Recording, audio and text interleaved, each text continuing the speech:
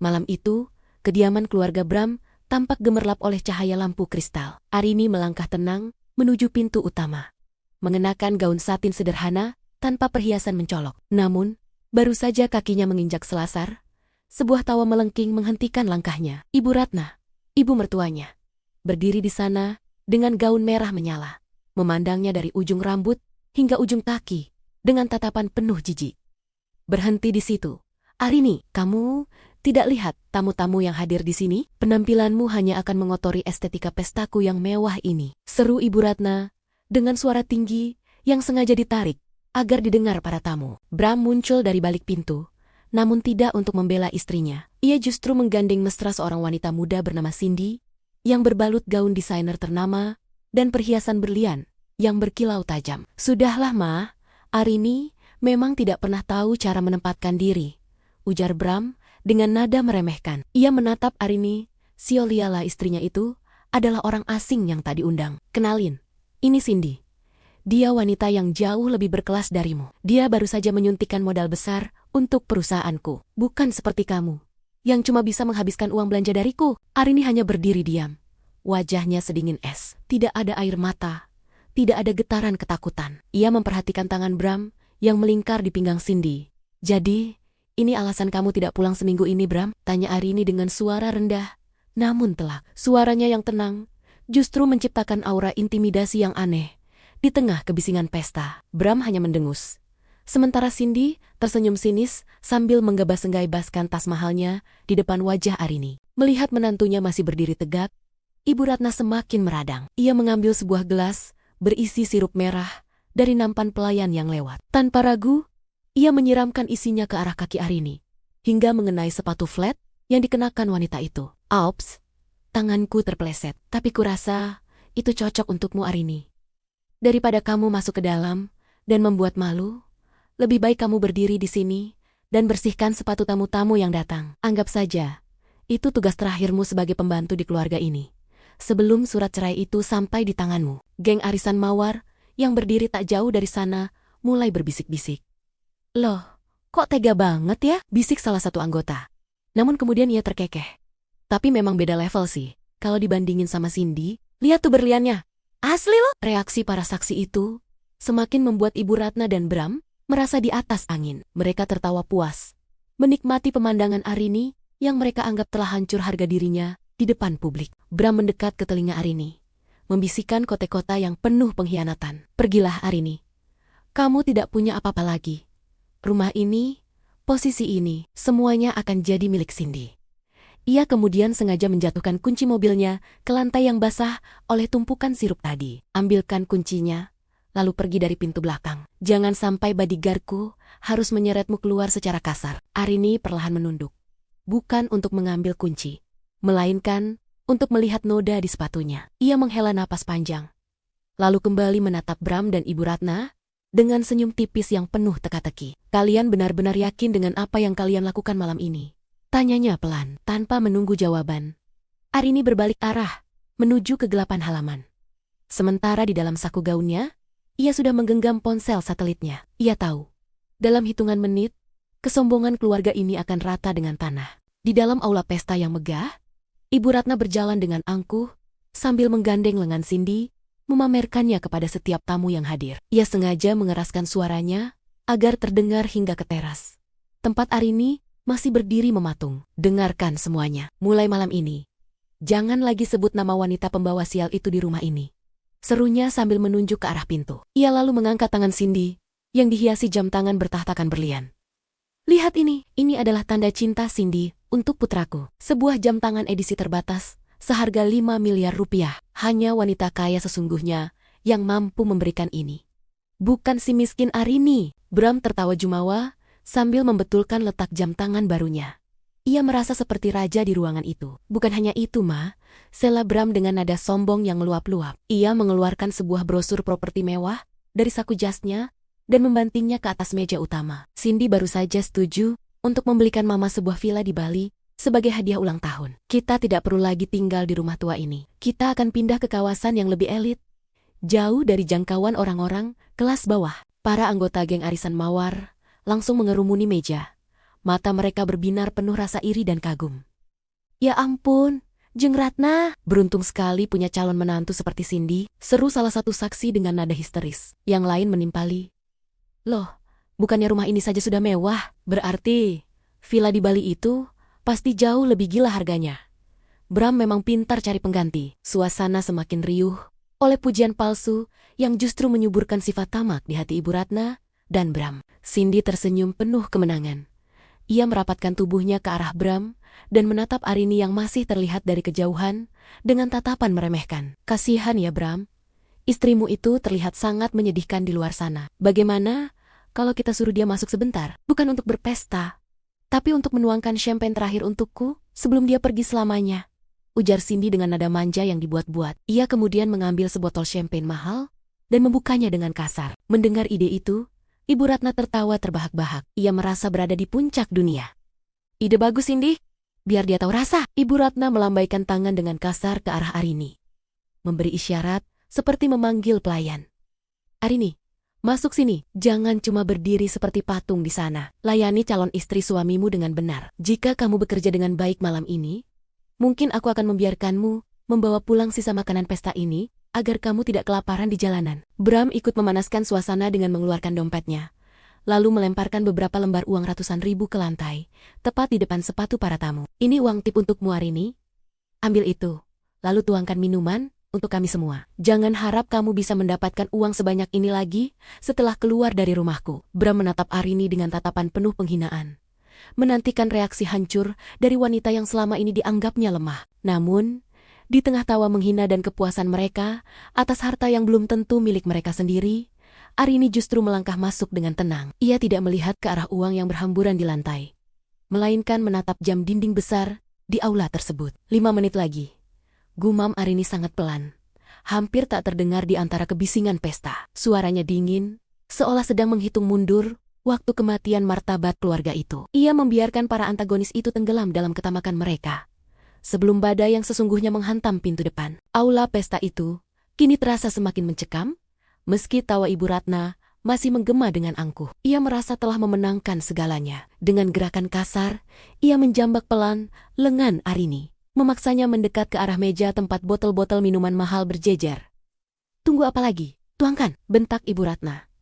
Di sampingnya, Cindy hanya bersedekap sambil menyunggingkan senyum kemenangan, seolah Arini hanyalah sebutir debu yang mengganggu pemandangan indahnya. Bram, yang sudah setengah mabuk oleh kesombongannya sendiri, tiba-tiba mengambil gelas kristal berisi jus jeruk pekat. Tanpa peringatan, ia menyiramkan sisa minuman itu tepat ke atas sepatu Arini yang tadi sudah kotor oleh sirup. Aduh, tanganku licin sekali. Arini, karena kamu sudah di sini, sekalian bersihkan sepatuku dan sepatu Cindy juga. Pakai tanganmu, jangan pakai lap, ujar Bram dengan nada meremehkan yang amat tajam. Geng arisan mawar yang menyaksikan itu mulai berbisik riuh. Wah, itu keterlaluan gak sih? Masa disuruh bersihin pakai tangan?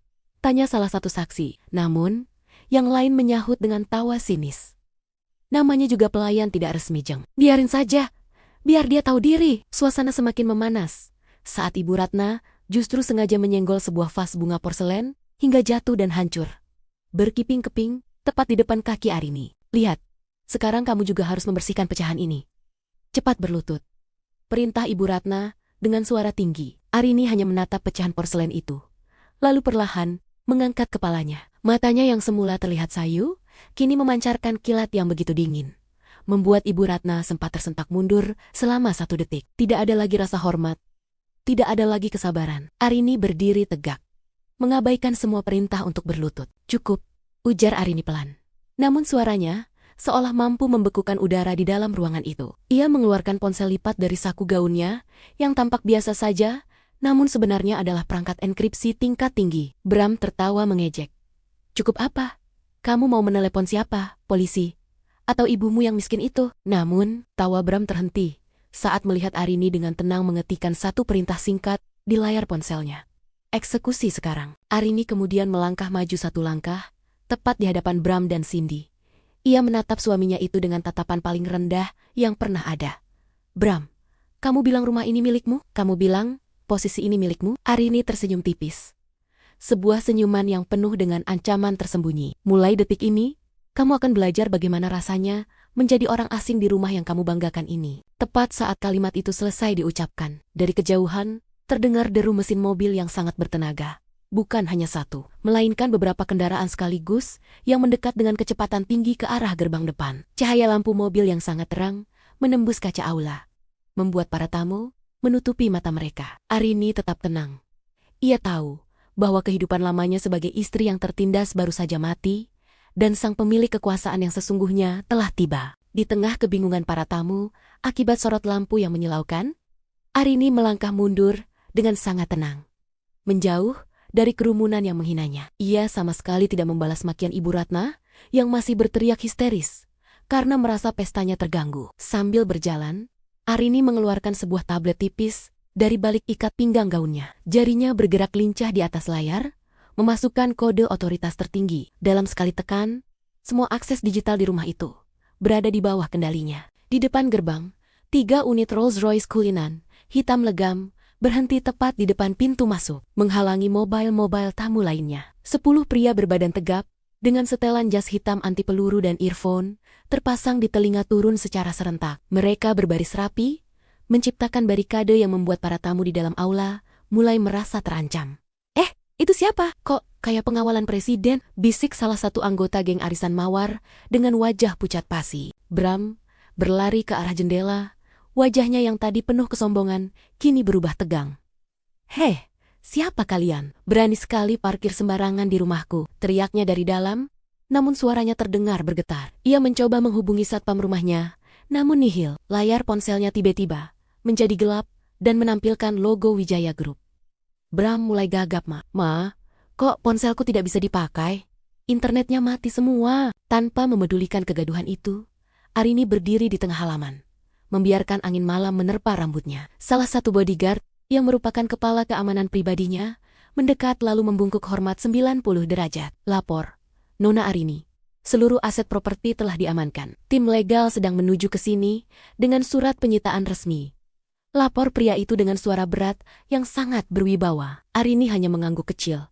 Wajahnya tetap tanpa ekspresi, seolah-olah menggerakkan pasukan elit adalah rutinitas hariannya. Di dalam aula, Ibu Ratna mencoba memaksakan diri keluar, namun ia langsung dihadang oleh 2 bodyguard di pintu masuk. "Kurang ajar. Kalian tahu siapa saya? Saya pemilik rumah ini," bentak Ibu Ratna dengan suara melengking. Namun, salah satu bodyguard hanya menunjukkan sebuah map kulit berwarna hitam yang didekapnya. "Berdasarkan sertifikat terbaru, rumah ini terdaftar atas nama Yayasan Arini Wijaya. Anda punya waktu 10 menit untuk mengosongkan tempat ini," ujar sang bodyguard dingin. Cindy yang tadi begitu vokal, kini mulai gelisah dan mencoba menyelinap keluar lewat pintu samping. Namun, ia tidak menyadari bahwa semua akses telah terkunci secara otomatis. Arini melihat jarak-gerik Cindy dari kejauhan dan memberikan instruksi melalui perangkat komunikasinya. "Blokir semua rekening yang terhubung dengan perusahaan Bram. Pastikan tidak ada 1 rupiah pun yang bisa keluar malam ini," perintah Arini. Seketika itu juga, notifikasi kegagalan transaksi mulai membanjiri ponsel Bram dan Cindy. Saksi-saksi di dalam pesta mulai panik dan saling berpandangan. "Loh, jadi rumah ini bukan punya Bram? Tadi katanya Arini itu miskin," celetuk seorang tamu dengan nada bingung sekaligus takut. Arini kembali melangkah masuk ke dalam aula. Kali ini dikawal ketat oleh 10 bodyguard yang membentuk formasi V di belakangnya. Kehadirannya kini bukan lagi sebagai istri yang tertindas, melainkan sebagai penguasa yang siap meruntuhkan seluruh istana pasir yang dibangun oleh kebohongan Bram dan ibunya. Suasana aula yang tadinya bising oleh musik pesta, seketika senyap saat 10 bodyguard berjas hitam masuk dan membuat barisan pembatas, memisahkan para tamu dari pusat ruangan. Arini melangkah di tengah barisan itu, dengan dagu terangkat, memancarkan aura otoritas yang belum pernah dilihat siapapun sebelumnya. Ibu Ratna mencoba berkacak pinggang, menutupi kegugupannya dengan teriakan nyaring. "Arini, mau pamer apa kamu dengan menyewa figuran-figuran berotot ini? Kamu mau merampok rumahku?" "Hah?" teriaknya dengan suara gemetar. Arini berhenti tepat di depan Ibu Ratna.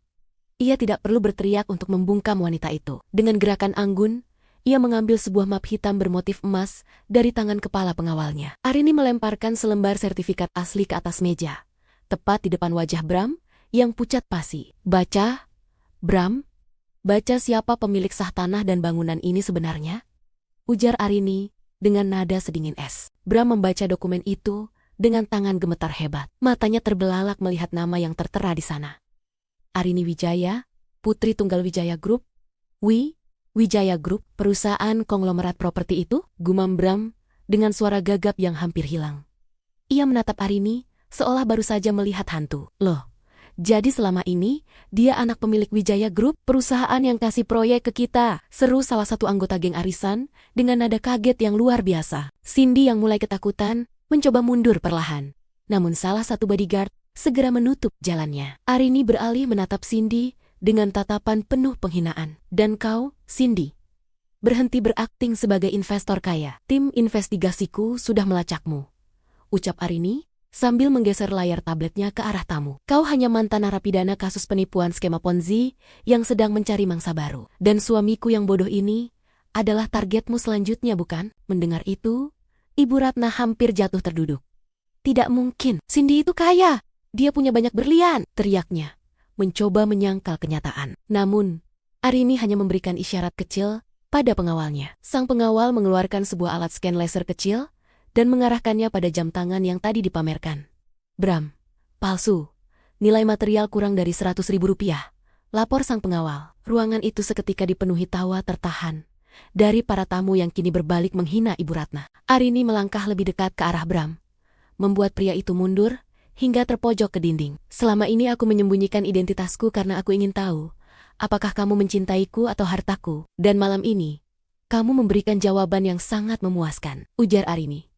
Ia kemudian mengeluarkan sebuah stempel perusahaan besar dan menekannya keras di atas. Surat cerai yang tadi disiapkan Bram. Selamat Bram.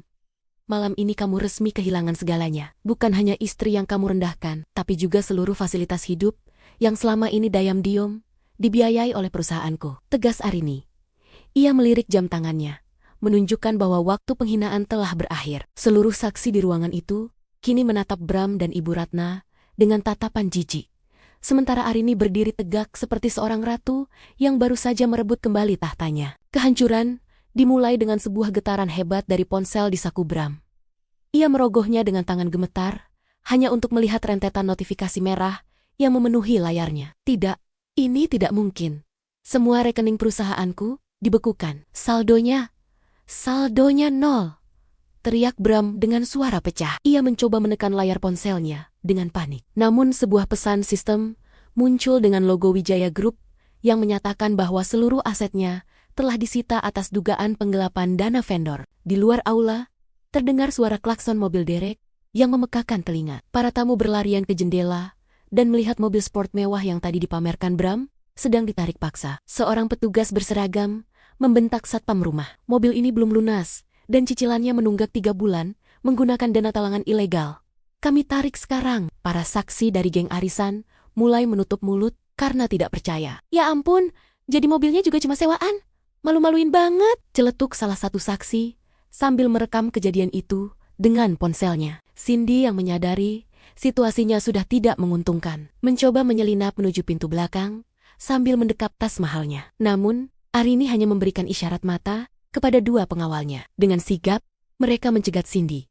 Maaf, Nona, tas dan perhiasan itu dibeli menggunakan kartu kredit atas nama perusahaan Nona Arini.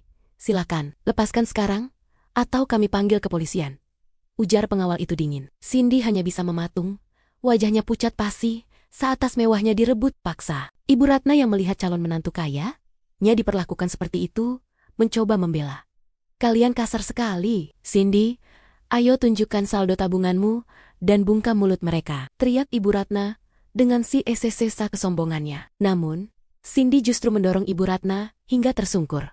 Diam, tua bangka. Aku tidak punya uang. Aku hanya memanfaatkan anakmu yang bodoh ini karena kupikir dia kaya, teriak Cindy sebelum akhirnya lari terberit-berit keluar rumah tanpa membawa apa-apa. Ibu Ratna tergeletak di lantai, menatap kosong ke arah plafon rumah yang kini terasa sangat asing. Tiba-tiba, lampu-lampu kristal di aula tersebut meredup, dan hanya menyisakan satu lampu sorot ke arah Arini. Arini mengeluarkan sebuah tablet digital dan memperlihatkan data investasi keluarga mereka. Bram, Ibu Ratna, kalian tahu kenapa bisnis kalian hancur dalam 1 menit. Karena selama ini, klien-klien kalian adalah relasiku. Tanpa stempelku, kalian hanyalah pengemis di industri ini.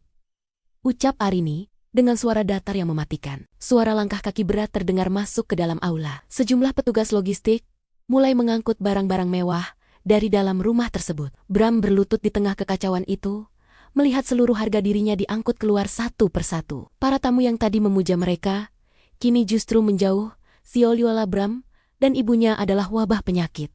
Ih, ternyata parasit ya. Untung Arini cepat sadar, bisik seorang tamu sambil meludah ke samping. Arini berdiri di puncak tangga, menatap ke bawah ke arah Bram dan Ibu Ratna, yang kini tampak sangat kecil dan tak berdaya. Ia melipat tangannya di dada, menyaksikan bagaimana istana kesombongan yang mereka bangun selama bertahan-tahan runtuh dalam waktu kurang dari 1 jam. Tidak ada kemarahan di wajah Arini, yang ada hanyalah tatapan kosong, seorang penguasa yang baru saja menyingkirkan sampah dari jalannya. Kehancuran mereka telah lengkap, tanpa uang, tanpa status, dan tanpa martabat. Kini, tidak ada lagi tawa angkuh di aula itu. Yang tersisa hanyalah isak tangis yang memilukan. Ibu Ratna, yang sebelumnya berdiri begitu tinggi dengan gaun merahnya, kini merangkak di atas lantai yang masih basah oleh tumpukan minuman. Ia mendekati kaki Arini, mencoba meraih ujung gaun wanita itu dengan tangan yang gemetar hebat. Arini, tolong nak. Ibu mengaku salah. Ibu hanya hilaf. Ibu tidak tahu kalau kamu adalah putri keluarga Wijaya. Ratapnya dengan suara serak dan memelas. Ia bersujud hingga dahinya menyentuh lantai. Kehilangan semua martabat yang selama ini ia banggakan di depan geng arisannya. Bram tidak jauh berbeda. Pria yang tadi memamerkan jam tangan miliaran itu kini tampak hancur. Ia berlutut di samping ibunya, mencoba memegang tangan Arini, namun segera ditepis oleh salah satu bodyguard dengan gerakan yang tegas. Sayang, dengarkan aku. Aku dijebak oleh Cindy. Dia yang menghasutku untuk menceraikanmu. Dusta Bram, dengan suara gagap dan air mata yang mengalir deras. Tolong, batalkan penyitaan itu. Aku suamimu, Arini. Kita bisa mulai dari awal lagi. Aku akan jadi suami yang penurut. Aku janji. Arini hanya menatap mereka dari ketinggian dengan tatapan kosong, seolah sedang melihat serangga yang mengemis nyawa. Ia sama sekali tidak tergerak oleh air mata buaya itu. Salah satu pengawal Arini maju dan membuka sebuah map yang berisi rincian hutang pribadi Bram, yang selama ini ditutupi oleh perusahaan. Bukan hanya aset yang disita, Tuan Bram. Anda juga dituntut atas kerugian perusahaan sebesar 20 miliar rupiah. Jika tidak dibayar malam ini, surat penangkapan akan segera diproses. Ujar sang pengawal dengan nada yang sangat formal, namun mematikan. Mendengar angka itu, Ibu Ratna histeris. Ia beralih memohon kepada Tumonmen, arisannya, yang masih ada di sana. Jeng, tolong saya, pinjami saya uang. Kalian kan teman main baik saya. Namun, reaksi para saksi sungguh mengejutkan. Anggota geng arisan Mawar justru mundur teratur sambil mencibir. Aduh, maaf ya Jeng Ratna, saldo saya lagi limit, cetus salah satu dari mereka. Yang lain menimpali dengan sinis. Loh, bukannya tadi katanya mau beli villa di Bali? Masak bayar hutang saja nggak mampu. Malu-maluin. Arini kemudian membungkuk sedikit, menyejajarkan wajahnya dengan Bram yang masih bersimpuh. Suaranya terdengar sangat pelan, namun tajam seperti sembilu. Dulu, saat aku mencuci kakimu dengan tulus, kamu menganggapku sampah. Sekarang, saat aku sudah menjadi ratu, kamu mencium kakiku hanya karena takut miskin. Arini tersenyum tipis, yang sangat mengerikan. Kesempatan untukmu sudah mati bersama gelas yang kamu pecahkan tadi, Bram. Ibu Ratna terus meracau, mencoba memeluk kaki Arini lagi. Namun kepala pengawal segera memberikan kode kepada anak buahnya. 2 bodyguard menarik paksa tubuh Ibu Ratna dan Bram agar menjauh dari Arini. Lepaskan, ini rumahku. Arini, tolong jangan usir kami ke jalanan. Kami mau tinggal di mana? Teriak Ibu Ratna sambil meranta-ranta saat tubuhnya diseret menuju pintu keluar. Para tamu hanya menonton dengan ponsel yang terus merekam adegan memalukan itu untuk dijadikan konten gosip besok pagi. Arini berdiri tegak kembali, merapikan sedikit lipatan gaunnya yang sempat tersentuh tangan Ibu Ratna. Ia mengambil selembar tisu basah dari pelayannya, lalu mengusap punggung tangannya. Seolah baru saja menyentuh sesuatu yang sangat kotor. Tanpa menoleh lagi ke arah mantan suami dan mertuanya yang kini dilempar keluar pagar, Arini memberikan instruksi terakhir pada timnya. Buang semua barang sisa mereka ke tempat sampah. Jangan biarkan satu pun jejak parasit ini tertinggal di rumahku. Malam yang tadinya penuh kebisingan, kini berubah menjadi kesunyian yang mencekam di depan gerbang utama Mansion Wijaya. Arini melangkah keluar dari pintu besar, melewati kerumunan tamu yang kini menatapnya dengan penuh rasa segan dan takut. Di trotoar jalanan yang basah, Ibu Ratna dan Bram terduduk lemas di antara tumpukan koper yang terbuka dan barang-barang pribadi yang dilempar keluar secara serampangan. Suara penguncian gerbang itu seolah menjadi palu hakim yang memutus hubungan mereka selamanya. Bram menatap nanar ke arah mobil Rolls-Royce yang sudah menunggu di depan lobi. Ia mencoba berdiri, mengejar Arini yang hampir masuk ke dalam mobil. Arini, setidaknya beri kami sedikit uang untuk menyewa kontrakan. Kamu tidak bisa sekejam ini pada suamimu sendiri, teriaknya dengan suara parau. Namun, Arini bahkan tidak menoleh. Salah satu bodyguard dengan sigap menghalangi langkah Bram, memberikan tatapan yang membuat nyali pria itu seketika menciut. Ibu Ratna yang biasanya tampil perlente, kini terlihat berantakan, dengan rambut yang acak-acakan. Ia menangis tersedu-sedu di atas aspal, sambil memeluk sebuah tas tua yang berhasil diselamatkan. Arini, ingat kebaikan ibu dulu yang mengizinkanmu menikah dengan Bram, jeritnya penuh kepalsuan. Mendengar itu, Arini menghentikan langkahnya tepat di ambang pintu mobil. Ia berbalik perlahan, menatap mertuanya itu dengan senyum yang lebih dingin daripada angin malam. Kebaikan? Tanya Arini pelan, namun suaranya menggema di jalanan yang sepi itu. Maksudmu, kebaikan saat kau menyuruhku membersihkan toilet dengan tangan kosong? Atau kebaikan saat kau mencuri uang tabunganku untuk membayar hutang judimu? Arini mengambil selembar cek kosong dari saku bodyguard Nia, mencoretnya dengan tanda silang besar, lalu menjatuhkannya ke tanah. Itu adalah nilai harga diri kalian di mataku sekarang. 0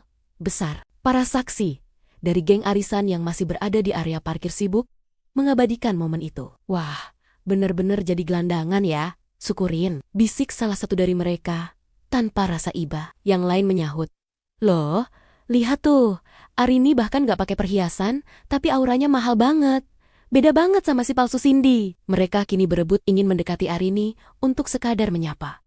Namun barisan bodyguard langsung membuat barikade rapat, menghalangi siapapun yang ingin panjat sosial. Arini masuk ke dalam kabin mobil yang kedap suara dan sangat mewah. Di dalamnya, ia menerima sebuah telepon dari ayahnya, sang pemilik Wijaya Group yang sesungguhnya. Semua sudah selesai, ayah. Sampahnya sudah dibersihkan, ucap Arini dengan nada datar. Ia kemudian memberikan instruksi terakhir kepada supirnya tanpa melihat lagi ke arah kaca spion. Mobil mewah itu mulai bergerak perlahan, meninggalkan Bram dan Ibu Ratna yang histeris meratapi nasib di pinggir jalan. Saat mobil itu melesat menjauh, lampu-lampu jalanan menyinari wajah Arini yang kini tampak sangat tenang. Ia telah melepaskan beban yang selama ini menghimpitnya. Di belakangnya, istana pasir yang dibangun Bram telah runtuh total. Sementara di hadapannya, kerajaan bisnis yang sesungguhnya telah menanti. Drama malam itu berakhir dengan satu pesan yang jelas bagi semua orang. Jangan pernah menganggap remeh berlian yang sedang menyamar sebagai kerikil. Karena sekali ia bersinar, ia akan membutakan matamu.